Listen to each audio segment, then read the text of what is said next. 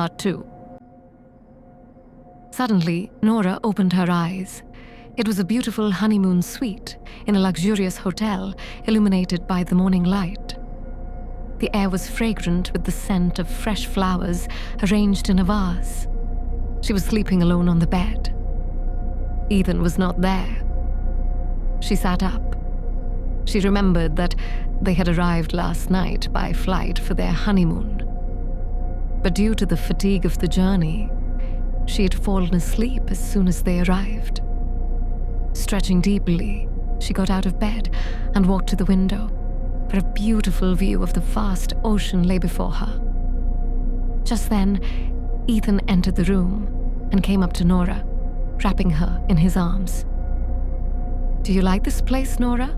he asked, resting his chin on her shoulder. Nora was a little surprised. It felt as if all this had happened before.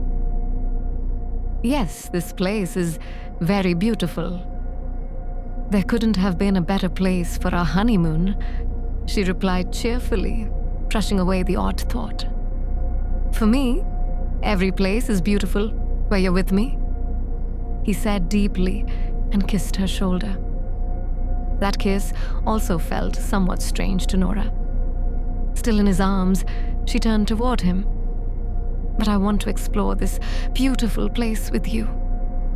Let's go outside, Ethan," she requested sweetly, placing a hand on his chest. "Yes, we will. But first, get a little rest. You must be tired from the journey," he gently reminded her. Nora couldn't recall anything about the journey. All she remembered was that she had been sleeping for a long time. "I'm not tired at all. I just woke up and I feel fresh now," she replied immediately. "All right then, go change and get ready. Let's go," he agreed. Nora kissed him happily on the lips and went to get ready at once. She came back wearing a light pink top, and they both headed outside. They entered the elevator, where a woman was already present, holding a fresh bouquet of white roses. She smiled at them, but Nora felt as if she had seen her before too. "Newlyweds?" the woman guessed politely. Nora was so surprised that she couldn't respond. "Oh, good. Have fun," the woman answered herself happily, as if Nora had said yes. The elevator had reached the ground floor and the doors opened. They stepped out. The beautiful and spacious hotel lobby was buzzing with staff activity and guests coming and going. "Shall we have breakfast first?" Ethan suggested. She nodded, and they headed towards the hotel's dining area.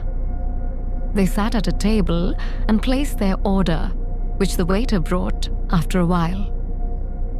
As he was placing the items on the table from the tray, Nora suddenly felt that the spoon was going to fall, and that's exactly what happened. A spoon accidentally fell to the floor, making a loud noise. "Very sorry, sir." The waiter quickly apologized while picking it up. "It's okay." Ethan forgave him softly. They had breakfast there and then went out for sightseeing. They explored the beautiful place thoroughly, but everything felt oddly familiar to Nora, as if she had seen it all before, even though it was her first time there. After spending a pleasant day together, they returned to the hotel. Ethan sat on the sofa and turned on the LED TV, while the thoughtful Nora came in front of the dressing table and started taking off her earrings. She felt that Ethan would now ask her opinion, and he did. "Did you enjoy the outing?"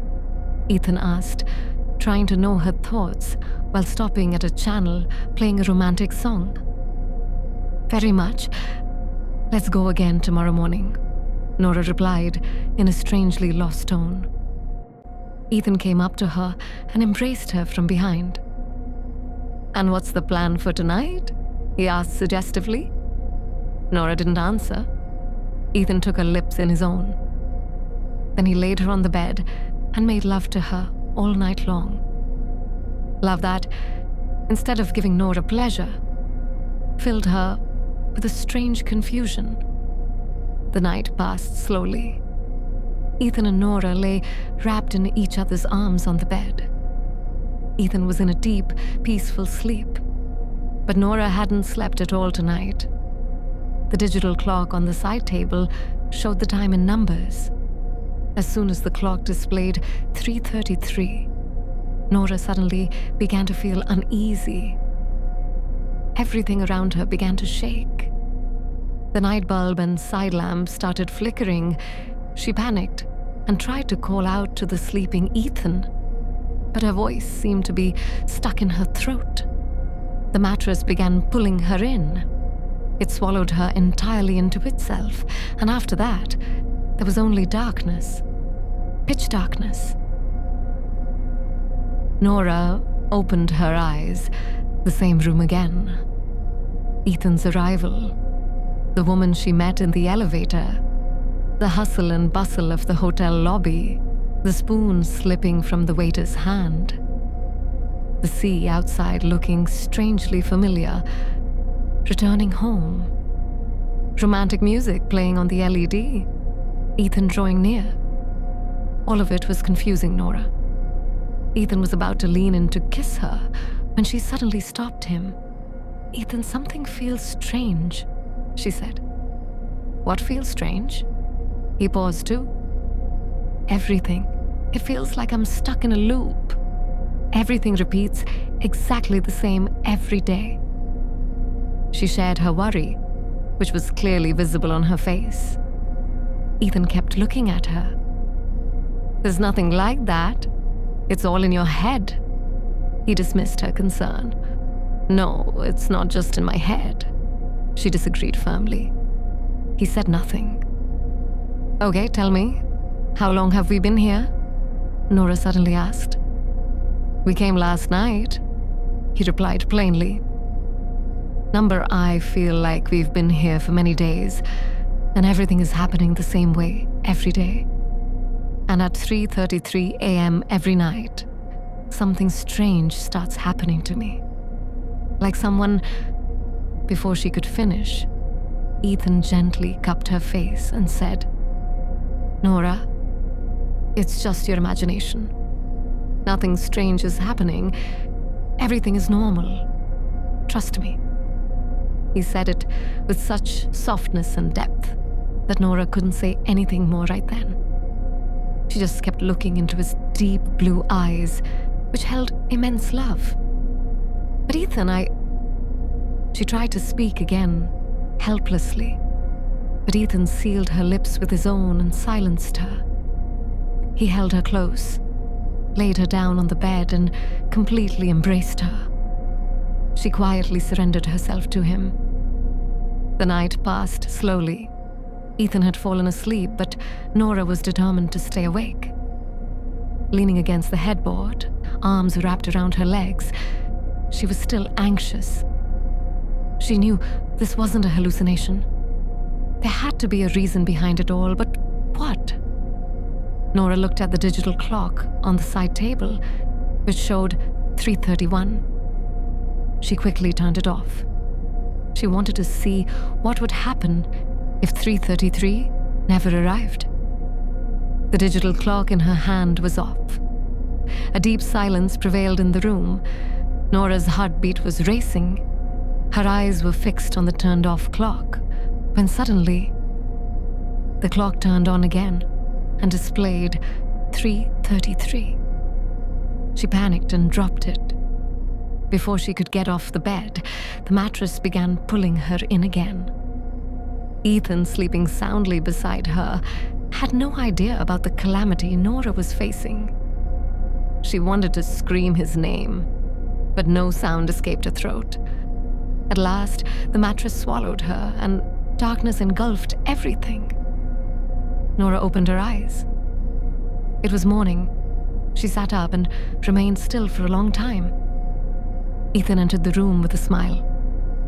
"Do you like this place, Nora?" he asked as he came closer. Nora got up and rushed to him. No, I don't like this place. It's terrifying and strange. She wasn't happy today. She was disturbed by fear. Everything here repeats daily, and every night something dreadful happens to me. You have no idea. If this keeps happening, I'll go insane. Take me away from here, Ethan. Please take me away. I don't want to stay here anymore, she said frantically, clutching his shirt helplessly. Tears welled up in her eyes. Ethan's heart ached too. Okay, give me a few days. I'll do something, he finally agreed. Numbered not days. I can't stay another moment. I'm leaving now. Her patience had reached its limit. She turned to the wardrobe to start packing, but she couldn't open it. It won't open, Nora, Ethan said. Why not? She kept trying. Because I didn't feed its specific information into the system. Ethan's reply froze her in place. Then she turned to him. What system are you talking about? She was confused. The system you're currently in? This answer was even more bizarre. What are you saying? I'm not in any system. I'm in the real world. She was baffled. Ethan stepped closer, his face very serious. You're not in the world. You died. I've kept you alive in an AI simulation system. He revealed the truth with a heavy heart. Nora was shocked. What are you saying? I'm not alive? Nora touched her face in disbelief. Number a year ago, we came here for our honeymoon. That night, you died suddenly of a heart attack. But I couldn't forget you. I wanted to see you laugh and talk again, so I used my knowledge to bring you back through technology. Ethan's words began to overwhelm Nora's mind. But given how seriously he was speaking, it couldn't be dismissed. Nora knew Ethan was an AI engineer, but never imagined he had done something like this. I fed all the small and big details of our honeymoon and of you into the system and created a simulation which I'm currently viewing through the VR headset where I can see you. It's a single video I watch every day, where everything happens the same way. That's why you feel like everything is repeating. In this entire simulation, only my reactions can change. Everything else remains the same. Like the woman in the elevator, the spoon falling, or everything resetting at 3:33 a.m. because that's when you died. After that, you have no memory. He kept revealing more, piling shock upon shock. If I'm just an AI character in a video you created, then how am I feeling all this? She asked in wonder. I don't know either. Maybe your AI model started maturing on its own, acting more human-like, thinking and analyzing. He gave a possible answer, which was no less strange. So are you going to live your whole life like this? Nora was worried. Yes, I can't bring you back, so I'll live with your memory. His love was drenched in pain. This is self-torture, Ethan. You still have your whole life ahead of you. Move on. Nora tried to make him realize. Ethan knew Nora loved him deeply. He had fed that very love into the system. And now that same love was making Nora worry about him. Where should I move on when you're not with me? He was at the peak of sorrow and helplessness. I'm always with you. Our bond isn't dependent on an AI system. Use your knowledge for the advancement of the world. I'll always be with you. Nora stepped closer. He said nothing. Free me from this prison, Ethan, and free yourself too. Please. Nora cupped his face with both hands. Tears welled up in Ethan's eyes. All right, but promise me, you'll always be with me. Ethan cupped her face too. I'll always be with you. I promise. Nora vowed with all her love. Ethan kissed her lips and embraced her tightly. Tears rolled down both their cheeks, and suddenly, darkness fell, and there was nothing anymore. Lying on his bed, wearing a VR headset, Ethan stopped the video and removed the device from his eyes. There were tears in his deep blue eyes. He looked at the black VR headset held in both his hands, the one in which he had brought Nora to life and met her every night.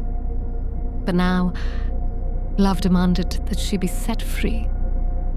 He went to the delete option and set her free. 1 year later, it was the scene of a large conference hall filled with people. And all those people's attention was focused on the stage where Ethan was standing. He had introduced a modern AI system through which people could feed the memories and details of their deceased loved ones into the system. After that, the system would respond in a way that those loved ones used to. As soon as Ethan's presentation ended, the entire hall echoed with applause. Everyone loved Ethan's idea. He had finally moved on. Ethan returned home that night and, after freshening up, lay down to sleep. How was the conference? Nora's question made him open his eyes. She was lying right beside him. Amazing. Just like you said. Everyone loved my idea, he shared happily. I knew it, Nora said proudly, resting her head on his chest. And Ethan wrapped his arms around her. Now Ethan no longer needed a simulation system to feel Nora's presence. Now he could feel her with him all the time, right there by his side, giving him the strength to live and move forward. The end.